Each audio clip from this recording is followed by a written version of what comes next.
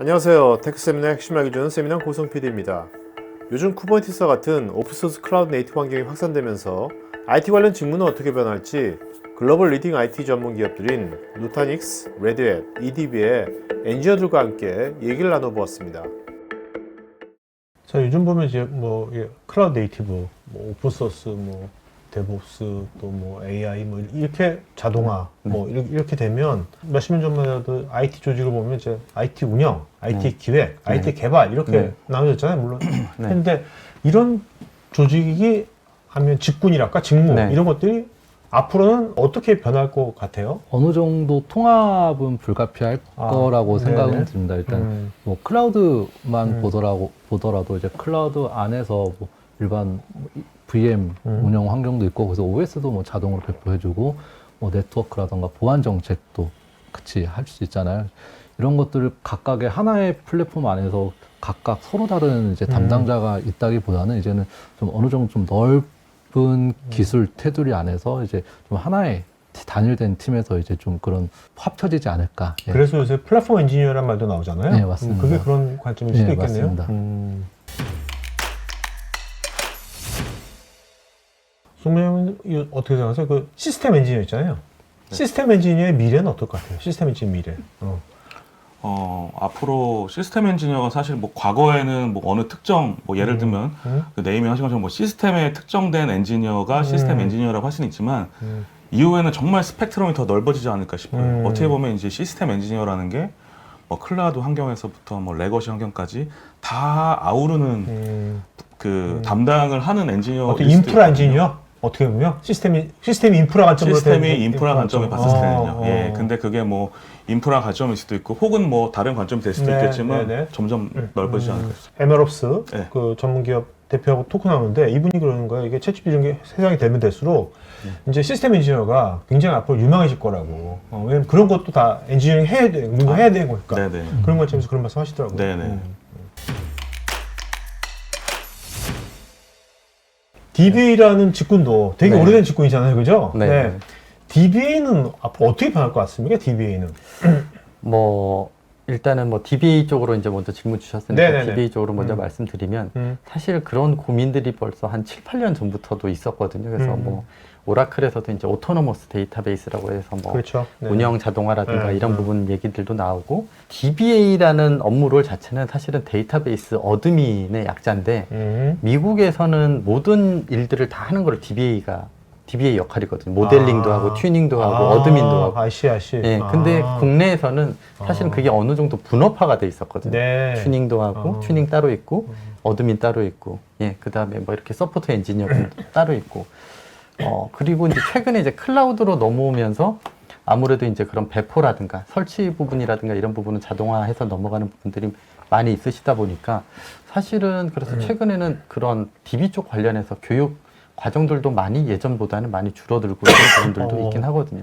그런데 사실은 실상은 막상 저희 고객사분들에서 보시면 DBA 분들이 다들 필요하신데 신규 유입되시는 DBA가 없다 보니까 DBA 예전에 벌써 한 예전부터 하던 고민, 앞으로 DBA들은 뭐 하지? 그렇지만 아직도 DBA 영역이 존재하거든요.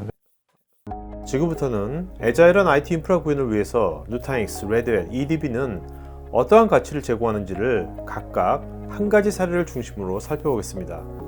먼저 컨테이너가 애플리케이션의 신속하고 자유로운 배포를 도와주었지만 여전히 애플리케이션을 위한 데이터베이스 셋업은 골치 아픈 숙제로 남아있는데 누타닉스의 DBA 서비스는 이 과정도 애자일하게 만들어주고 있습니다. 그리고 우리가 이제 서비스를 운영하다 보면은 이런 어플리케이션은 컨테이너로 많이 돌아간다고 하겠지만 데이터베이스도 당연히 필요할 수밖에 없는데요. 앞에서 우리가 개발을 한다고 했을 때 컨테이너를 통해서 어플리케이션을 굉장히 빨리 배포를 했습니다. 그런데 막상 데이터베이스에서 발목이 잡힐 수가 있어요. 컨테이너를 아무리 빨리 배포를 해봤자 데이터베이스를 위해서는 IT 관리자분들에게 OS 설치해 주세요. 거기다가 이제 기존에 사용했던 데이터를 그대로 들이붓는 그런 방식으로 하나의 데이터베이스가 생성이 될 거거든요. 여기에 최소 몇 시간에서 길게는 며칠까지 소요가 될 수가 있습니다. 그리고 최근에는 예전에는 하나의 데이터베이스 위주로 이제 서비스가 운영됐다면은 최근에는 서비스 특성상, 워크로드 특성상 여러 가지 데이터베이스를 같이 혼용해서 사용하는 운영 환경도 그렇죠. 많이 늘어났거든요. 마이크로 서비스화 많이 되니까. 네, 맞습니다. 모든 인프라 담당자들이 여러 개의 데이터베이스를 모두 다 공부해서 이런 설치하고 관리하기는 굉장히 어렵습니다. 뉴타닉스의 DBAS 플랫폼을 이용해서 이러한 여러 가지 데이터베이스들을 지정된 프로파일을 통해서 클릭 몇 번만으로 바로 배포를 할 수가 있고요. 그러니까 DBA 뭐 스페셜티가 있는 DBA가 아니더라도 예, 맞습니다. 개발자나 뭐 단순 운영자도 예, 맞습니다. 예, 이런 클릭 몇 번만으로 뭐 배포서부터 뭐 패치 그리고 새로운 개발 환경이 필요할 때 이런 복제라던가 네. 장애가 생겼을 때 리스토어까지 오케이. 클릭 몇 번만으로 다 가능하고요. 그리고 무엇보다 이러한 모든 것들을 지정된 프로파일 안에서 다 설정을 하게 되어 있습니다. 단일화된 예전에 DBAS 솔루션이 없이 각각의 VM에 DB 설치해서 하게 된다면은 우리가 뭐 엑셀 같은 표에 이 DB는 버전 몇으로 설치가 되어 있고 이 DB의 스펙은 어떻게 하고 다 따로따로 관리를 했었어야 됐을 텐데 모든 것들을 다 프로파일화해서 관리를 하기 때문에 이런 관리에 대한 용이성도 훨씬 편리한 이점을 가져갈 수가 있습니다. 개발할 때 개발하고 나서 뭔가 이걸 또 테스트하고 운영 이런 거 할 때 뭐 DB도 빨리빨리 많이 복제해야 될 거 아니에요? 할 때. 맞습니다. 이래야지 빨리빨리 애자일하게 개발될 때. 그럴 때 되게 편하겠네요. 굉장히 편리합니다. 예. 뉴타닉스 관련해서 더 알고 싶으시면 우측 상단에 카드 링크를 클릭하시면 추가 하이라이트 영상들을 보실 수 있습니다. 기업이 디지털 전환의 완성도를 높이려면 필연적으로 개별 디바이스가 있는 엣지까지 클라우드 네이티브화를 시켜야 될 것입니다. 스위스 연방철도는 스위스뿐만 아니라 유럽 전역으로 아울러서 연결되는 여객 화물 열차를 운영 중인 철도 회사입니다. 현재 약 1,800여 대의 연차를 이제 운영하고 있고 높은 시간제 엄수율과 모바일 앱으로만 하루 30만 장의 티켓을 판매하고 있는 대규모 철도 회사 중 한 곳입니다. 또한 이제 IT 팀이 모두 모바일 앱, 온라인 스토어 및 열차 관리 시스템, 그 외 인프라 관리까지 다양한 시스템을 이제 외주가 아니라 직접 SBB 소속으로 개발하고 운영 중인 그런 곳이기도 합니다. 이러한 SBB와 레드햇의 이전은 이제 2016년부터 시작이 되었고요. 애플리케이션 현대화를 기점으로 오픈시프트를 도입을 했고 1년 만에 이제 400개 이상의 프로젝트를 오픈시프트로 옮기는 데 성공하였습니다. 그리고 2017년부터는 이제 열차 시스템에 레드햇 리눅스를 도입을 하면서 보다 이제 자동 배포 환경을 구축을 했고 19년에는 이제 컨테이너 기반으로 기차 내부 패널과 이제 역사에 있는 스마트 디스플레이 시스템까지 개발하기도 하였습니다. 현재는 이제 300개 열차에 걸쳐서 10만 개가 넘는 원격 장치 및 구성 관리를 자동화해서 운영하고 있는 대표적인 곳이고요. 엣지까지? 네, 그렇습니다.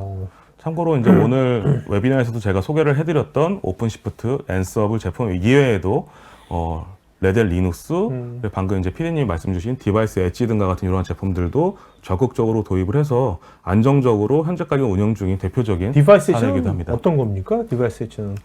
예를 들면 이제 열차 내부에 그 렐 OS라든지 이런 것들, 센서라든지 이러한 것들이 이제 그 구성이 되어 있고요. 이러한 이제 센서들을 통해서 열차 운영 데이터라든지 승객 관리 데이터라든지 혹은 뭐 열차 운행 간의 정보라든지 이런 것들이 이제 중앙 시스템에 있는 뭐 오픈시프트 기반의 이제 시스템으로 이제 데이터 수집이 될 거고요. 그런 이제 수집된 데이터를 가지고 중앙에서 이제 뭐 모니터링뿐만 아니라 인프라 관리 특히 도입 이전에는 이제 열차 내부의 주변 장치들이 독자적인 이제 제조사들의 장치와 서버를 통해 공급되고 개별 관리가 되었다가 점차 기술과 제도도 변화가 되고 보다 안전하고 효율적인 관리를 위해서 편의 시스템들을 중앙에서 제어하는 통합 시스템을 구축하고자 하는 게 이제 SBB의 궁극적인 목표였고요.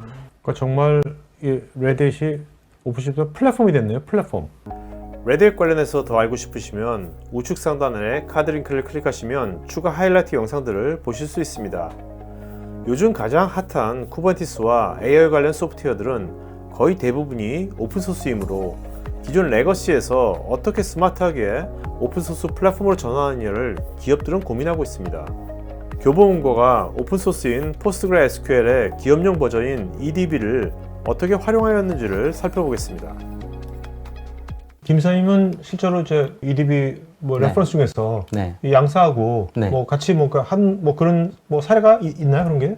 저희가 이제 그 앞서 사례에서 소개드렸던 이제 교보문고 사례 같은 경우가 저희가 이제 그 장비 자체를 그 뉴타닉스 장비는 아니고 이제 그 저희가 이제 메인 서버가 있고 그다음 네. 리플리케이션 서버 같은 경우는 복제할 때? 예, 중간에 복제 서버를 이제 필요할 때 늘렸다가 줄였다가 하시는 부분에서 이런 HCI 기술을 통해서 뉴타닉스 장비를 사용하신 부분이 있고요. 그리고 OS는 당연히 또 이제 저희가 레드햇 위에 네. 올라간 그런 사례가 있기 때문에 교보문고 사례가 참 좋은 사례 중에 하나라고 네. 생각합니다. 여기 같은 경우는 기존에 이제 사이베이스의 이제 지원의 한계와 여러 가지 DB를 쓰고 계셨습니다. 서비스 다 인수당했으니까. 네.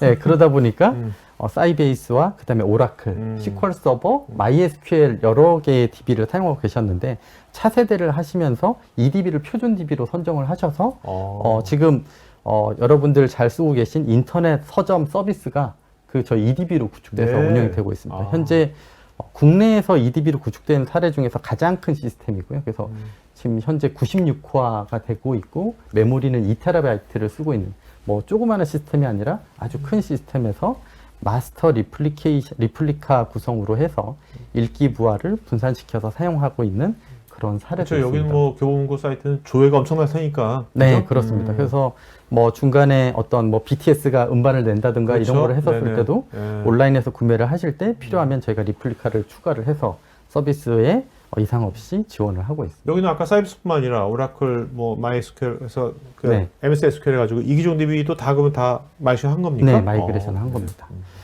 EDB 관련해서 더 알고 싶으시면 우측 상단에 카드 링크를 클릭하시면 추가 하이라이트 영상을 보실 수 있습니다. 테크 전문 채널 토크IT에서는 데이터 저장, 분석, 보호 관련 다양한 전문가들과 언제든지 상담하고 소통할 수 있는 구해줘 데이터란 공간이 있습니다. 구글에서 한글로 토크IT 치시거나 우측 상단에 링크를 클릭하시면 됩니다. 여러분의 좋아요와 구독은 컨텐츠 제작에 큰 힘이 됩니다.